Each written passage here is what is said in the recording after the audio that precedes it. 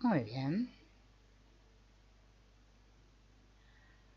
Vamos a continuar con el caso de esta nana para comprender esto de la libido y del amórtido. Acá explica justamente que Nana tenía un tema de promiscuidad. La temprana muerte de la madre, las costumbres disolutas de su padre, la falta completa de familia provocaron en ella una ansia profunda de afecto o de cualquier cosa que se le pareciese. Cuando ella tenía 19 años, su padre fue muerto en una tentativa de asalto a plena luz del día a un coche blindado frente al First National Bank de Olympia. Por la forma temeraria en que fue realizado este intento, era obvio que el padre tenía escasos deseos de vivir y por lo tanto poco miedo a la amenaza de la muerte. Como decía a menudo, a quien ya no le importa perder no le preocupa de qué lado caerá el dado. El escándalo consiguiente le dificultó ganarse honestamente la vida y después de un tiempo se vio obligada, a pesar de su repugnancia por este tipo de relaciones sórdidas, a obtener dinero de sus muchos amigos. Llegó a hacerse costumbre, entre varios de los hombres del pueblo, darse una vuelta por Swanbourne Street y visitar a Nana cuando estaban borrachos. El hecho de que Mistress Phaeton, la prostituta del pueblo, prorrumpiese en insultos dictados por los celos cada vez que la veía en la calle, aumentó la aversión de Nana por su profesión. Con el objeto de aumentar sus recursos en la única forma que le era posible, consintió en vivir con Mr. Crone, un viejo avaro, alto, delgado y triste, que se enamoró de ella. Nana pensaba que odiaba a Crone, quien a menudo la castigaba duramente, del mismo modo que lo había hecho su padre, pero ante su propia sorpresa, lo lloró amargamente cuando el anciano murió poco tiempo después, a pesar del hecho de que legó su dinero largamente atesorado a la sociedad anti-viviseccionista después de habérselo prometido a ella. Nana se vio entonces obligada a volver a su antiguo modo de vida. Poco tiempo después, Nana contrajo una enfermedad venérea que le fue transmitida por Mr.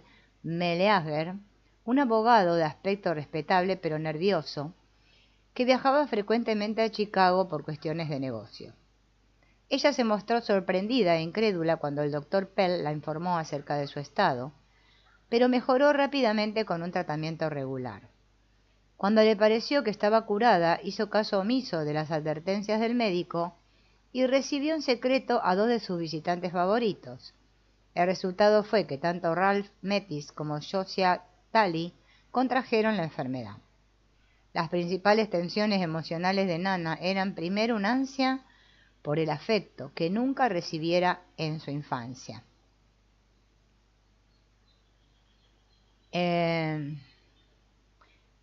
Que nunca recibiera en su infancia. Bien.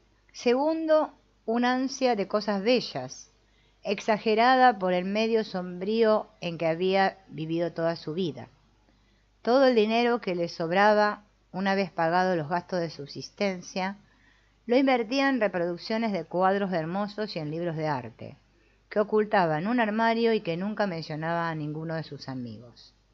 Tercero, un resentimiento contra su padre por no haberle dado nunca la clase y cantidad de afecto que deseaba. Y cuarto, un resentimiento contra la sociedad en general, a la cual culpaba de haber matado a su padre y de haber hecho tan miserable su propia vida. Los resortes de su conducta eran las tensiones insatisfechas del id, que databan en su mayor parte de la primera infancia. La expresión de las mismas se había hecho ahora más fácil debido a su independencia y a la soledad en que vivía desde la muerte de su padre. No era razonable, desde luego, culpar a la muerte de su padre al banco que había alquilado el camión blindado, pero justamente esto fue lo que aconteció. Y ello es típico de la forma de actuar del id. Su modo de vida le permitía satisfacer en más de un sentido su hambrienta libido, orientada hacia el mundo exterior. no le proporcionaba una aproximación emocional de carácter normal a otro ser humano, pero le daba un pobre sustituto.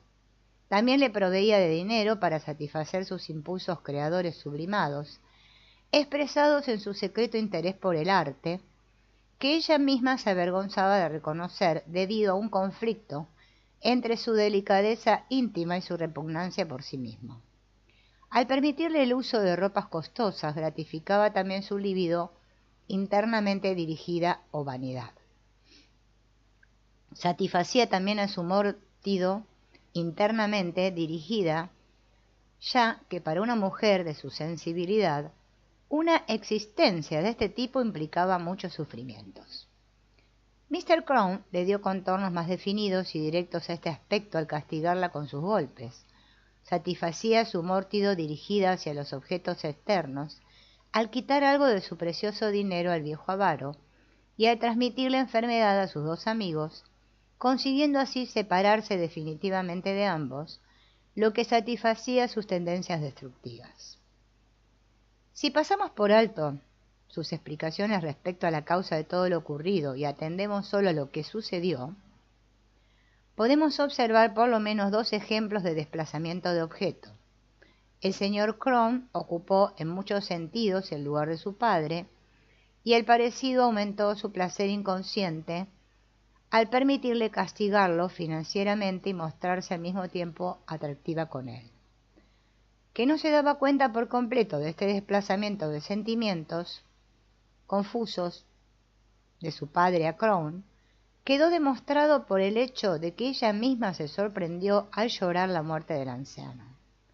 Ralph y Josiah, los dos individuos en conexión con el banco, fueron los chivos emisarios del banco a quien irracionalmente ella deseaba castigar por la muerte de su padre. Tanto la actividad como la pasividad desempeñaron una parte en el castigo de los tres hombres.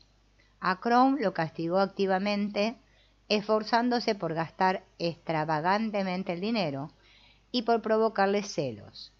A los otros dos hombres los castigó por medio de su pasividad, y no fue hacia ellos para contagiarlos, simplemente se dejó persuadir pasivamente y omitió hablar de su enfermedad, todo de buena fe, ya que creía estar curada.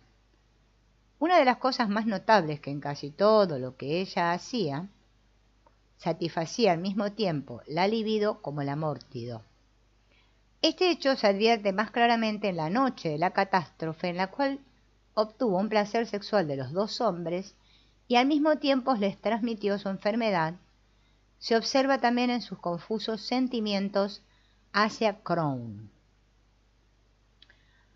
En realidad, sin darse cuenta claramente de ello, tenía el mismo tipo de actitud dúplice y ambigua con respecto a todo, incluso a ella misma.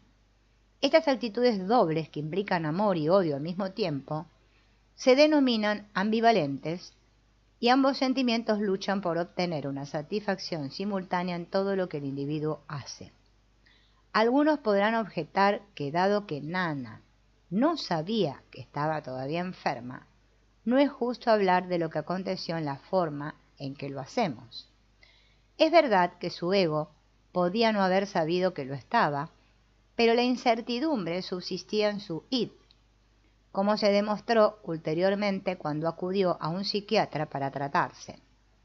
Por los olvidos y por los pecados de omisión conoceréis al id. ¿Cómo manejan su medio los seres humanos? De manera tal que su líbido o su mórtido, o preferentemente ambas, obtienen alguna satisfacción de casi todo lo que hacen. Estas satisfacciones se logran a través de los sentimientos de proximidad o creación y de separación o destrucción. El id, sin embargo, tiene poca o ninguna capacidad para aprender o para colocar las cosas en lo que habitualmente consideramos ser su orden apropiado. El ego, que normalmente controla las facultades por las cuales los seres humanos manejan las cosas, tal como sus miembros o sus pensamientos, es diferente. El id solo puede desear, mientras que el ego puede aprender y disponer. El id es como un emperador romano petulante y el ego como un sirviente fiel que trata de ejecutar sus órdenes irrazonables. El emperador ordena: esta noche quiero comer lenguas de colibrí. El sirviente ha aprendido dónde y cómo obtener lo que el emperador desea y de qué modo preparar la comida a su gusto. Puede ser que el emperador no haya cogido jamás un solo colibrí por sus propios medios. Cuando quiere algo tiene que obtenerlo a través de un sirviente, que es un medio de comunicación con el exterior. Del mismo modo, el id puede decir: quiero tener una mujer e hijos. El ego debe entonces disponer la vida del individuo para los años inmediatos, de modo tal que el deseo del id sea satisfecho. El ego maneja su medio de dos maneras distintas: disponiendo y aprendiendo. Así como la labor del id puede ser detectada en todo lo que el individuo hace, observando cuáles deseos se satisfacen realmente, sin entrar a considerar la forma en que lo hacen y los reclamos del individuo. Del mismo modo, la labor del ego se demuestra por la cantidad de ordenamientos de ideas y acciones producidos, y por lo que el individuo cree que ha hecho. En los sueños, la labor del id puede detectarse por los deseos que en aquellos se satisfacen, y el trabajo del ego es de percepción mucho más difícil, a menos que la tarea de ordenamiento haya sido muy intensa. Este es el motivo por el cual un sueño parece a menudo extraño o tonto al ego cuando se despierta por la mañana. En el estudio de las matemáticas resulta fácil advertir la labor del ego en todo el ordenamiento y aprendizaje que ha tenido lugar, mientras que la labor del id aparece encubierta y resulta difícil ver qué deseos inconscientes se han satisfecho a través de la comprobación de que 2 más 2 es igual a 4. En cierto sentido, el id es más natural que el ego, del mismo modo que una vaca es más natural que un bistec. El bistec es una vaca que ha sido preparada por un ego humano. La naturaleza está ordenada, no arreglada. Los árboles crecen naturalmente en los bosques. Solo cuando el ser humano entra en escena, crecen en los parques de acuerdo con esquemas regulares. La hierba crece allí donde se encuentra su mejor sustento o donde el viento ha desparramado su semilla. Solo el ego puede lograr que las flores crezcan en primorosas hileras. Es el ego el que enjaula a los animales, el que talla los canales en la roca, el que observa en los cielos el recorrido de los astros y el que determina que los contrarios se excluyen entre sí. En la naturaleza y en el id no existen contrarios que se excluyen entre sí. Todo el mundo ha oído hablar de los electrones y los átomos. ¿Es un átomo duro o blando, oscuro o claro, bueno o malo? Ni siquiera podemos decir si es materia o energía, espacio o tiempo. Es todo esto y no lo es al mismo tiempo. Junto con la idea de opuestos que se excluyen entre sí, en física y en psiquiatría debemos desprendernos de la idea de causa y efecto, en la forma en que estamos habituados a considerarla. En la naturaleza, las cosas no son causadas o explicadas. No hay un plan de la naturaleza. Tales ideas son otra prueba de que a nuestros egos les gusta poner las cosas en orden. Las cosas no ocurren ¿por qué? Las cosas ocurren cuando o como sí, y tenemos que contentarnos con esto. En el ego, pues, amor y odio no se excluyen. Ambos pueden coexistir simultáneamente, dirigidos hacia la misma persona.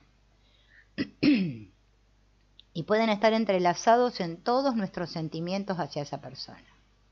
Pero la gente tiende a pensar en ellos como en sentimientos antagónicos que se excluyen, y por lo tanto el ego puede sorprenderse al descubrir que en algunos casos los sentimientos extremos de cariño y destrucción se expresan casi simultáneamente.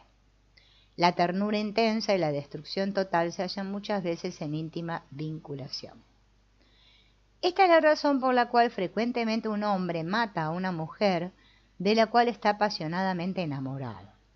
La policía que ha de tratar con realidades y no con conceptos preformados, lo advierte.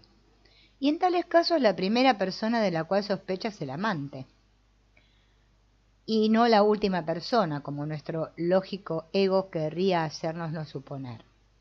Esta idea es tan familiar que aparece como lógica, pero es también ilógica, y deriva de la experiencia práctica y el conocimiento de la forma en que los instintos del id se enfrentan a las conclusiones de la lógica.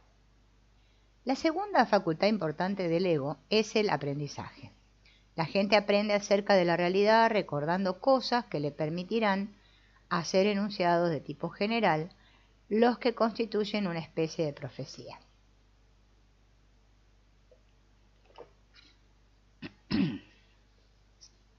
Un individuo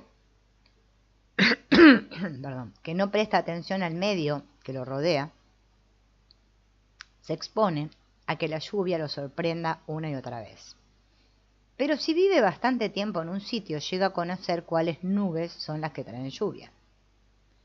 El hombre generaliza estos hechos, es decir, profetiza que las nubes bajas y oscuras traen lluvia.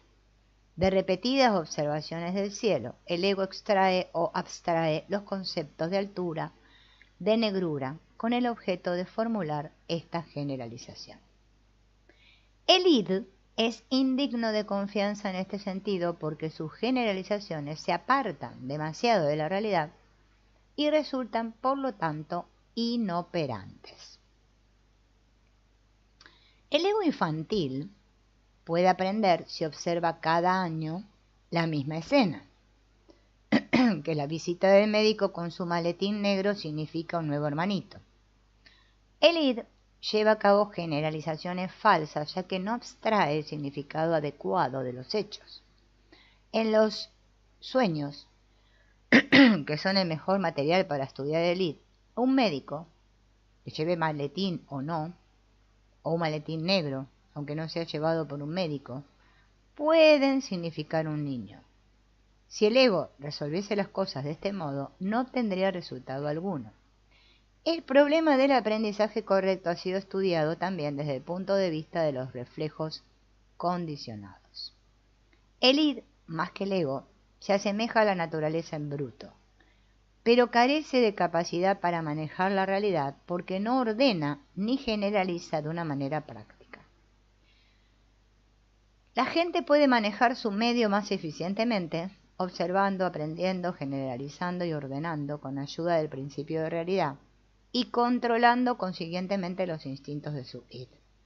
Aunque parezca extraño, sin embargo, y a pesar de todo esto, el id demuestra a menudo más sabiduría que el ego, una aparente contradicción de la que volveremos a hablar cuando nos ocupemos de la intuición. ¿Cómo crece y se modifica un ser humano?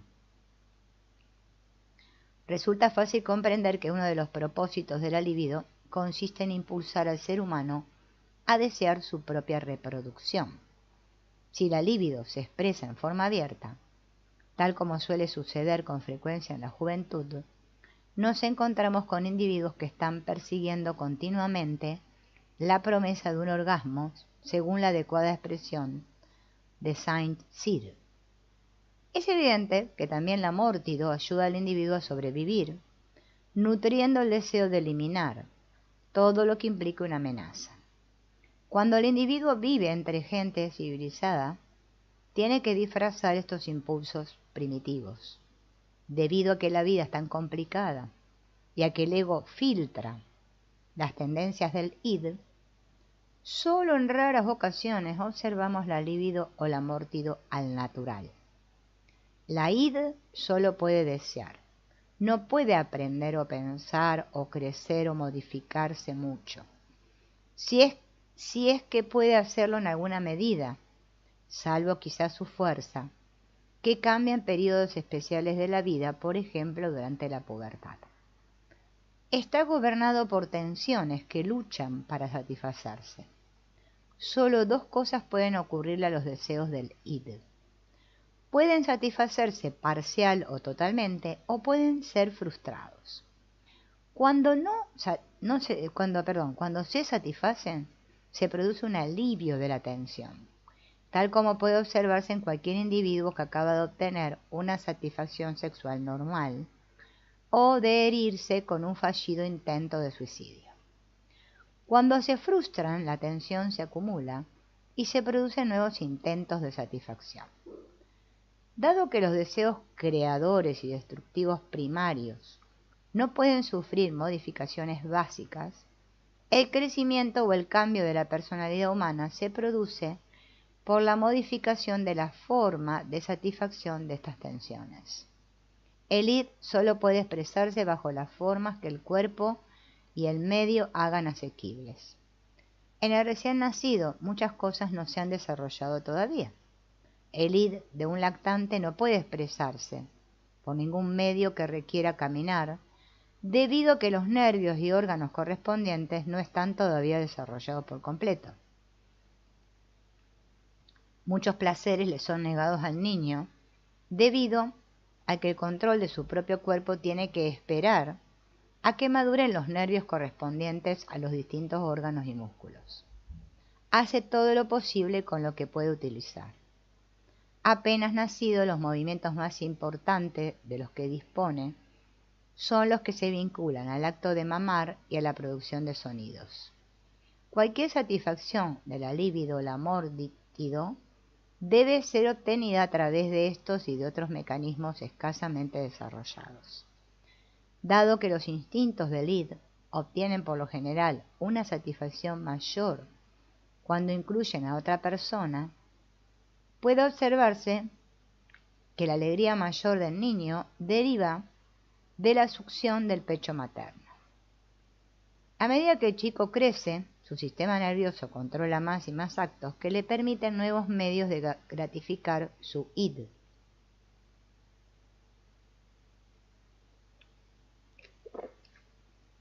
Sus posibilidades de satisfacción van aumentando y también la diversidad de sus actividades. Después del periodo de obtención de placer por medio de la succión, aprende a controlar sus intestinos y su vejiga, y es entonces capaz de obtener un mayor placer de ellos. A medida que aprende a utilizar sus manos y piernas, tiene todavía más medios para obtener satisfacción.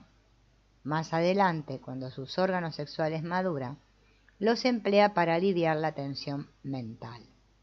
Y a medida que llega a cada etapa supera más o menos los placeres que ha obtenido en la etapa anterior y emplea de modo más real los órganos que han sido abandonados en cuanto proveedores de placer. El niño atraviesa por lo tanto las etapas de placer oral, intestinal y vesical, corporal y de los órganos sexuales.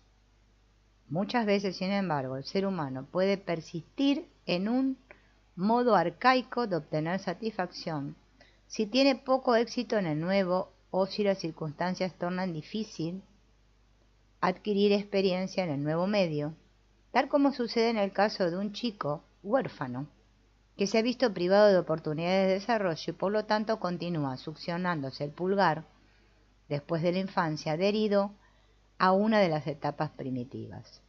O puede desarrollarse normalmente pero retornar a una de las etapas anteriores en épocas de conflicto, abandonando ocasionalmente algunos de los medios de liberación de tensiones recientemente adquiridos, tal como sucede en el caso de un chico mayor que se succiona el pulgar cuando su madre está fuera o de vacaciones y deja de hacerlo cuando regresa.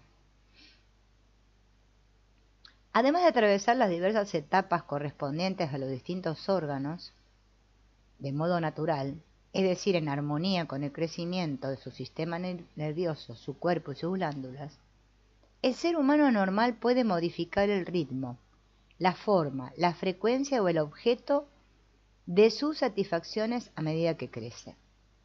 Estos cambios están grandemente influidos por el ego y por lo general de acuerdo con el principio de realidad. El individuo aprende a que ciertas formas de obtener satisfacción conducen a la larga a disgustos mayores aún, de manera que sacando provecho de la experiencia trata de ser más razonable al respecto.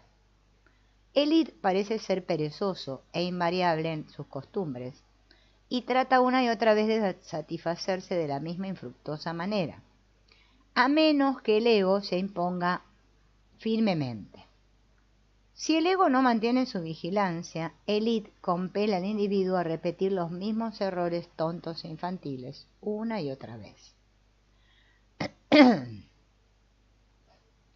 No solo tiene el id una tendencia a no aprender nunca, empleando continuamente los mismos medios infantiles e insatisfactorios para tratar de satisfacerse, sino que incluso puede conformarse a veces con falsas realidades, tales como la fantasía, los sueños, y hasta convenciendo al ego de que sus fantasías son reales. Son las llamadas alucinaciones. Así, en un delirio alcohólico, la mórtido liberada puede buscar una satisfacción a través de las visiones siniestras de reptiles y monstruos, en lugar de cometer un suicidio o un asesinato real. Estas alucinaciones visuales parecen reales al individuo debido al deterioro del criterio de realidad del ego. Muchos jóvenes buscan satisfacer su libido imaginando que una mujer hermosa está enamorada de ellos, aunque en la realidad ella puede incluso ignorar su existencia. Si un individuo llega a creer realmente sus fabulaciones, estas convicciones falsas se denominan entonces ilusiones. A medida que la gente crece, tiende a volverse más seria en su conducta y se cuida más de cometer cualquier acto que se le enajena la estima de sí mismo y de sus vecinos, de modo que las tensiones del amórtido tienden a volcarse cada vez más frecuentemente sobre el individuo mismo. Un niño puede dar salida a su mórtido en una explosión del mal humor, sin sentirse demasiado turbado por ello. Pero un adulto irritado con rabia hacia sus compañeros de trabajo trata de controlarse, con el resultado de que el amórtido puede desquitarse a costa de su propio cuerpo. Dos de los medios más comunes por los cuales se toma el desquite son la elevación de la presión arterial, la modificación del calibre de los vasos sanguíneos del estómago. Si una conversión de esta especie de un sentimiento en una reacción corporal se produce con excesiva frecuencia, ocurren modificaciones más o menos permanentes. La presión arterial puede mantenerse elevada en lugar de descender después de un descanso reparador, o las perturbaciones continuas en la circulación estomacal pueden llevar finalmente a la digestión de una pequeña zona de la pared de este órgano, produciendo una úlcera gástrica. El remedio no consiste en abofetear a la secretaria o en pegarle un puntapié en el trasero al capataz, sino en aprender a evitar que las pequeñas cosas nos irriten, aun cuando se trate de pérdidas financieras. Después de todo, uno puede digerir con su estómago, pero no con su dinero. Demasiado a menudo,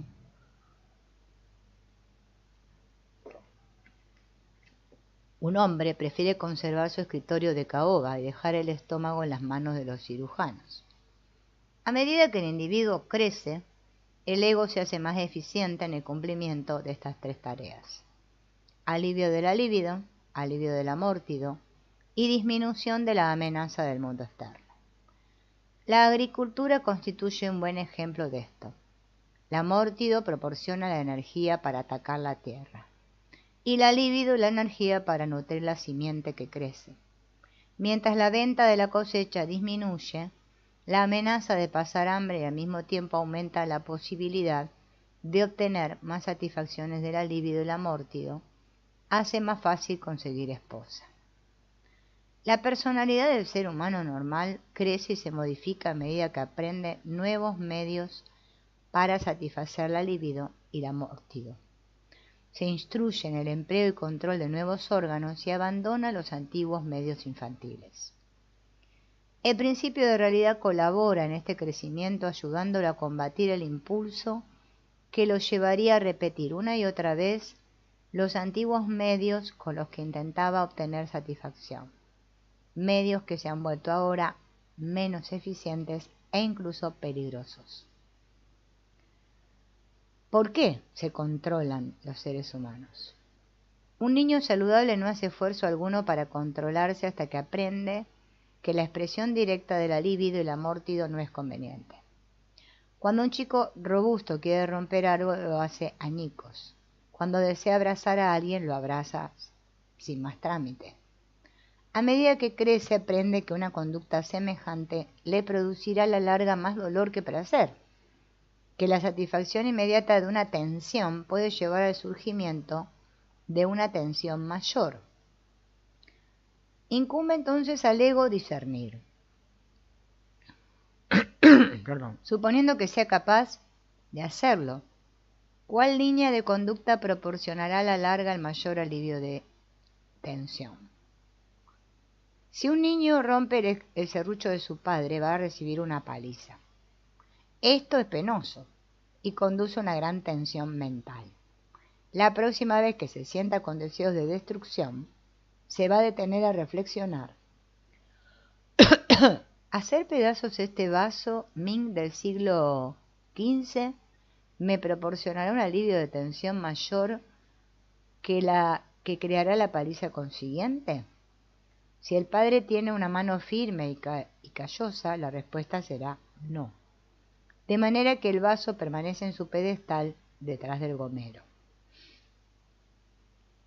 Más adelante en su vida, el mismo sujeto puede tener que contestar a la pregunta: ¿quitarle la novia al policía me proporcionará un alivio de tensión mayor que la que me ocasionaría tener el cráneo hundido de un cachiporrazo? Nuevamente la respuesta es no, de modo que la muchacha permanecerá en su pedestal cercano al gomero. El castigo produce un aumento de tensión, y lo produce de varias maneras. Consideremos aquí solamente el aumento de tensión libidinosa debido a la falta de oportunidad para amar y el aumento de tensión del amórtido provocado por la incapacidad para desquitarse. Bien. ¿Dónde estaba? Esperen que se me fue el renglón. Acá. A chico castigado le está prohibido abrazar a su padre durante un tiempo, y tampoco puede satisfacer su resentimiento llevándoselo a la leñera. Aunque solo haya recibido un reto en una paliza, el resultado es el mismo. En algunos casos en que la amórtido está directamente implicada, de modo que el sujeto anhela sufrir, el castigo puede proporcionar un alivio de tensiones mortidinosas mayor que la tensión creada, de modo que el ser castigado puede convertirse en un placer. Muchos niños y adultos satisfacen su mórtido al ser castigados, y esta es una de las razones por las cuales ciertas personas se están metiendo siempre en líos. Para ellos, sufrir, más que actuar en salvaguardia de la propia preservación, es uno de los atractivos de una vida peligrosa. La mayoría de las personas, sin embargo, desea evitar lo que se conoce comúnmente con el nombre de castigo y encuentra formas de manejar los instintos del id de manera de posponer su satisfacción si existe algún riesgo de sufrimiento. Confían de este modo en obtener finalmente una satisfacción parcial o total, sin lágrimas. Dado que en este país el dolor físico rara vez se emplea como una forma de castigo para los adultos, la gente se controla para evitar el sufrimiento mental provocado por el aumento de las tensiones. Se abstiene del asesinato, por ejemplo, en parte debido a que las frustraciones de la libido y la amórtido tornarían desagradable para la mayoría de las personas el ser enviadas a la cárcel. Perderían su autoaprecio y el respeto y la compañía de sus amigos y estarían desamparados frente a las muchas personas que llegarían a odiar, incluyéndose a ellos mismos. Las formas de actividad sexual y las explosiones de violencia que ocurren en las cárceles demuestran el aumento de las tensiones de élite en aquellos que han sido radiados de la sociedad humana normal.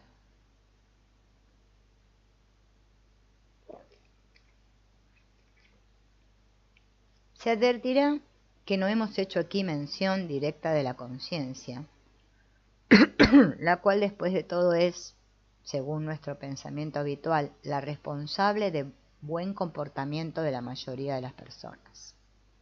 Hemos aludido, sin embargo, a su existencia cuando empleamos las expresiones de pérdida de amor, pérdida de oportunidad para amar, y cuando hablamos de la pérdida del autoaprecio y del odio hacia uno mismo. La gente no nace buena o mala, sino que aprende sus normas de conducta a una edad muy temprana de las personas que tiene a su alrededor. Cuando el niño es malo, sus padres deberían a veces detenerse a preguntarse, ¿en qué medida somos nosotros responsables? ¿Hemos dado al niño un buen ejemplo para imitar? ¿Cómo toma una decisión el ser humano? La gente tiene dos maneras de tomar una decisión. La primera es por medio de la reflexión. Consideramos el pro y el contra de las posibilidades, las pesamos y decidimos más o menos de acuerdo con el principio de realidad. La segunda es sin reflexión consciente. Nos encontraríamos en un constante torbellino de indecisión si debiésemos reflexionar sobre cada una de las minucias que hacemos durante el día. Si necesitáramos decidir cada vez que abotonamos algo, cuál dedo debe encontrarse sobre el botón y cuál debajo, perderíamos tanto tiempo. De manera que la mente tiene medios para tomar decisiones sin que medie una reflexión consciente por nuestra parte.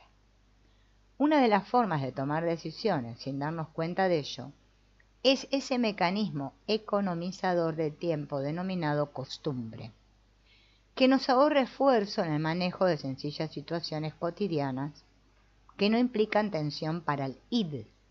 Existen personas que tienen que pensar y repensar acerca de cada minucia sin importancia que puede ser hecha por costumbre por la mayoría. Estas personas tienen entonces tanto de qué preocuparse que malgastan su tiempo y concentran su energía en esas preocupaciones, de forma que les queda poco tiempo para realizar sus ocupaciones normales en forma efectiva, y esto lo demuestran las investigaciones, diciendo que las acciones ordinarias tales como oprimir un botón o lavarse las manos, que poseen poca significación emocional, han llegado a tomar un significado especial para estos sujetos. Su líbido y su mórtido se han desplazado en forma demasiado intensa hacia objetos triviales y han tornado inciertas una cantidad demasiado grande de imágenes, dado que la costumbre solo puede ser empleada en el manejo de situaciones de poca carga que implican imágenes bien definidas. Estos individuos obsesionados tienen dificultades para hacer las cosas por costumbre. Partes del mundo que los rodea se han vuelto demasiado libidinizadas y mortinizadas. Increíble, ¿no es cierto? Bueno, vamos a dejar por aquí y continuaremos en el próximo encuentro.